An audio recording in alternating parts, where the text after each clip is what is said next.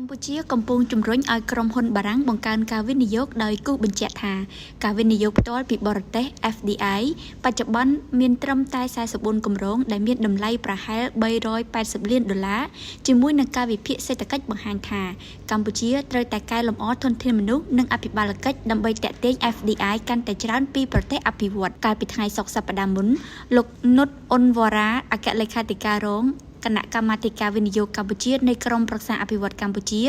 បានជួបជាមួយលោក Francois Corbin ប្រធាន Mumus des Enterprise de France International ដើម្បីពិភាក្សាអំពីលទ្ធផលនៃការពង្រឹងនិងពង្រីកការវិនិយោគរវាងកម្ពុជានិងបារាំងភាគីទាំងពីរបានពិភាក្សាអំពីសក្តានុពលវិនិយោគក្នុងវិស័យថាមពលភស្តុភារលក់ដុំនិងរាយនិងឧស្សាហកម្មអាកាសចរស៊ីវិល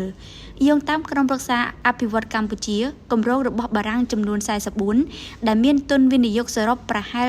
$380លានត្រូវបានផ្ដល់ភ្លើងឃ្យូចាប់ពីឆ្នាំ1994មកម្លេះ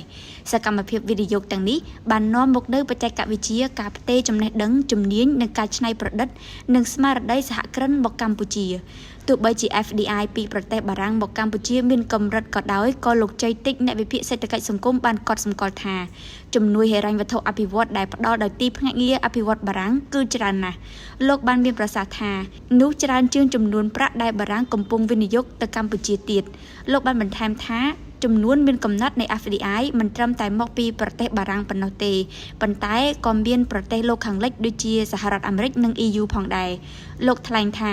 ពួកគេមិនចាប់អារម្មណ៍លើច្បាប់វិនិយោគនិងអភិបាលកិច្ចនៅកម្ពុជាទេប៉ុន្តែបើប្រៀបធៀបទៅនឹងប្រទេសក្នុងសហភាពអឺរ៉ុបផ្សេងទៀត FDI របស់បារាំងនៅតែឈរក្នុងកម្រិតខ្ពស់